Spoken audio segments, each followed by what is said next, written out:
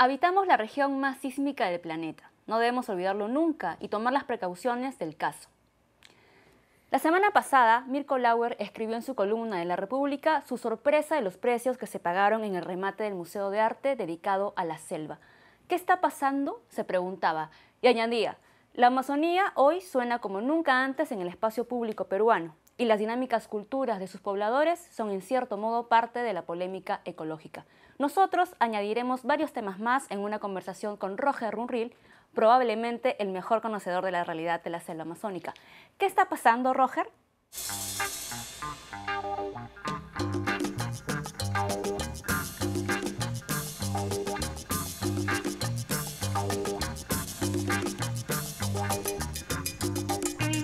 Bueno, hay una suerte de amazonización planetaria, porque no hay que olvidar que entre el 15 al 20% del agua dulce no contaminada del Amazonas, del planeta, proviene del Amazonas.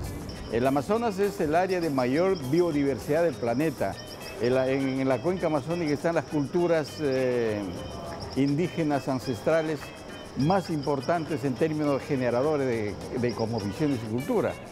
Por otro lado, los recursos de la economía planetaria global están en la cuenca amazónica: energía, petróleo, gas, biodiversidad, agua, conocimientos ancestrales, minería aurífera, y la economía global es básicamente una economía extractivista.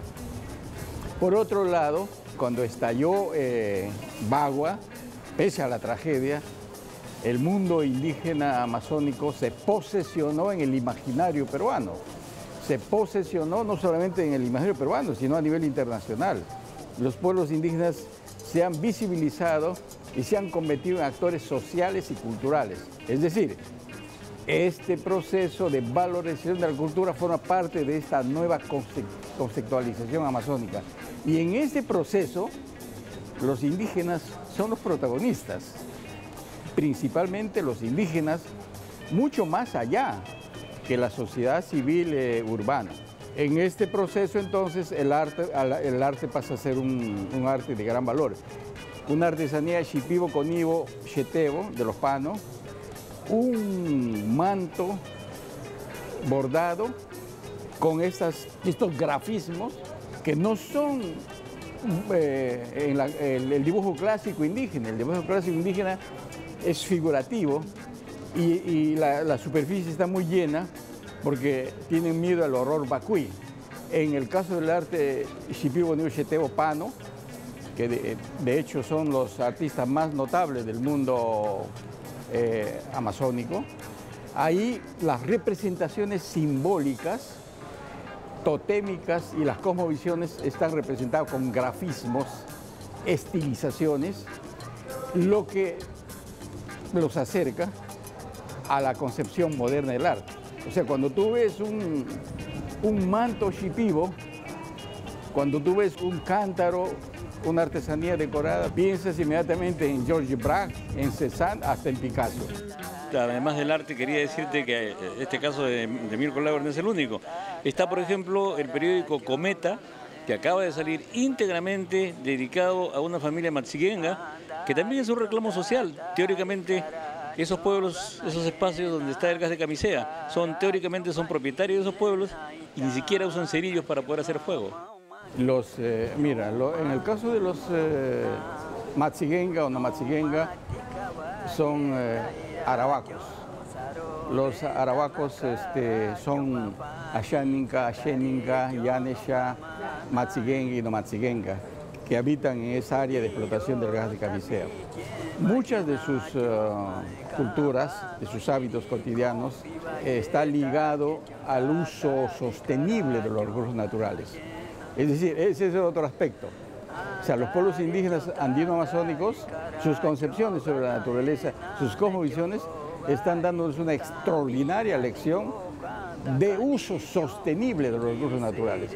Aparentemente son pueblos anclados en el pasado, pero sus concepciones sobre el uso sostenible de los recursos naturales, su vida cotidiana, sus costumbres, yo he dicho siempre, están en la posmodernidad. Piensa nomás cuál es la idea occidental de la economía y de la naturaleza. La naturaleza es un bien de renta, es un insumo. Y esa exacerbación ha llevado al extractivismo actual. Mientras que para los indígenas la naturaleza es una madre y los recursos tienen que ser utilizados de manera sostenible y respetuosa. Eso los ubica en la posmodernidad, ¿no? Los ubica en un sistema económico no extractivista, no neoextractivista, sino post-extractivista. Están mucho más allá de toda la lógica del sistema neoliberal. Son los guardianes, los jardineros de la naturaleza, por razones ideológicas, de cosmovisión, de cultura, y también por su relación animista y panteísta con la naturaleza. Pedro Miguel Schiaffino es uno de los más reputados cocineros de esta avanzadilla de la comida peruana y ha hecho de la selva su mejor despensa.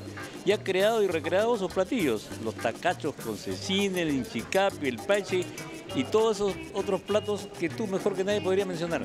¿Sabes cuántas especies de peces hay en la Amazonía? 2000. ¿Cuántas especies de árboles, de foresta? 20.000. Es decir, la carne más rica, el pez más rico es el paiche. El paiche, Arapay Majigas, cualquier cocinero podría hacer el paiche entre 30 a 40 platos, diferentes con diferente sabor. Es decir, es una maravilla, ¿no? Entonces es una región que tiene 2.000 tipos de peces, 20.000 especies forestales y otros recursos más, esencias, sustancias. Tú puedes hacer la cocina más extraordinaria. Lo que falta es evidentemente no tanto cocineros, sino comensales. ¿Y cuál es tu plato o tus platos favoritos de la selva? Yo soy un gourmet amazónico. Por ejemplo, en peces yo solamente como gamitana y paiche. No como peces sin escamas. En cuanto a frutas, los televidentes saben que las frutas más ricas del mundo, del planeta, son frutas tropicales. No son frutas que se producen en los países del hemisferio norte. Entonces, en materia de frutas, a mí me encanta el lecheguayo, el fruto de la xiringa. En animales, soy un respetuoso de la ecología. Hace unos días estaba en el mercado de Iquitos y luego fui a un restaurante y me ofrecieron cocodrilo, carne de lagarto. Dije que no, eso está prohibido, ¿no? Entonces me gusta la carne del picuro. Ese dicen que es uno de los platillos más exquisitos de la selva. Sí, el picuro, el majás, su nombre científico es agutipaca, es una delicatez, como dicen los franceses, ¿no? En fin, gran parte de la culinaria amazónica tiene un origen indígena. Y la cocina, la comida, dice Octavio Paz, dice Isabel Allende, dicen todos los expertos, es lo que mejor refleja la cultura de una nación. O sea, dime qué comes y te diré quién eres. Creo que no hay nada más cultural que la comida. Así es, no hay nada más cultural que la comida. La comida atraviesa de manera así toda la realidad y entonces tú puedes decir, ¿qué refleja la comida amazónica? La mejor comida amazónica son juanes, son patarascas, están envueltas en hojas sudorosas, fragantes, refleja el erotismo natural amazónico. A partir de una película del antropólogo norteamericano Harry Shopik, Fernando Valdivia ha puesto en vitrina una vez más a los shipibos. Bueno, de todas las culturas amazónicas, estamos hablando del mapa etnolingüístico de la Amazonía, estamos hablando de los jíbaro-jíbaro o reductores de cabezas, los abujún-iwampi, estamos hablando de los arawaks, o sea, los ashánica, xénica, los pano, etc. De todas esas culturas, hay algunas que han destacado y sobresalido en ciertos aspectos, ¿no? Los Shipibo-Gunibo-Xetebo han sobresalido de manera extraordinaria entre las poblaciones indígenas de la cuenca amazónica como artesanos, como creadores de arte y como chamanes. Los Shipibo-Gunibo-Xetebo conocen 280 raos, o sea, plantas para tratar una serie de enfermedades, de físico y espiritual. Por lo tanto, estamos frente a una de las mayores culturas de la cuenca amazónica que enriquece el Perú, ¿no? Tú nos podrás mencionar muchos otros aspectos. Yo quería, a propósito de la pintura, han habido dos exposiciones recientes, una en el Centro Cultural de España y otra en el Centro Cultural El Olivar de San Isidro, aparte de la aparición de Jem Rember Yahuarcán y muchos otros... Yo te digo una cosa, Ernesto. Este proceso de revaloración, de redescubrimiento, de revelación del mundo amazónico y sus culturas, me hace recordar lo que ocurrió por los años 60 en Brasil, cuando se fundó el Novo Cine brasileño. Es decir, en los 60 el Brasil descubre la Amazonía y ahí aparece el gran cine brasileño, la gran novela y la gran pintura. Entonces, estamos en ese momento, en ese proceso en la Amazonía. ¿Por qué te interesa la Amazonía? Le he preguntado a Werner Herzog, al gran cineasta alemán. Me dijo lo siguiente: porque el mundo amazónico es un mundo por descubrir y ese mundo misterioso me atrapa a mí. Tanto le atrapa que su productor, o sea, Walter Saxet, se quedó para siempre a vivir en Iquitos y ha fundado un lugar que se llama la Casa Fiscarraldo. Ahora se sabe que la selva no estaba despoblada cuando llegó la invasión española, sino que sus pueblos murieron por miles y tal vez por millones como producto de las enfermedades que trajeron. Y aún durante la República la extracción del caucho fue un genocidio. ¿Habrá llegado la hora de una reparación histórica? Yo creo que sí, yo creo que sí. Y esa reparación histórica debe darse en este gobierno con la ley de consulta. La ley de consulta, justamente acabamos de debatir la ley de consulta en el Congreso, es, digamos, desde mi punto de vista, uno de los instrumentos jurídicos más importantes de los últimos 20 o 30 años, porque reconoce a los pueblos indígenas sus derechos humanos. Y cuando la gente habla de la ley de consulta, está pensando que la ley de consulta es una ley que se ha dado para evitar conflictos ambientales. No, eso también. La ley de consulta básicamente es un instrumento que reconoce los derechos de los pueblos indígenas a decidir sobre su propio destino, las formas de su desarrollo. Y yo tengo la idea de que la ley de consulta es la ley más importante que se ha dado en los últimos 30 o 40 años.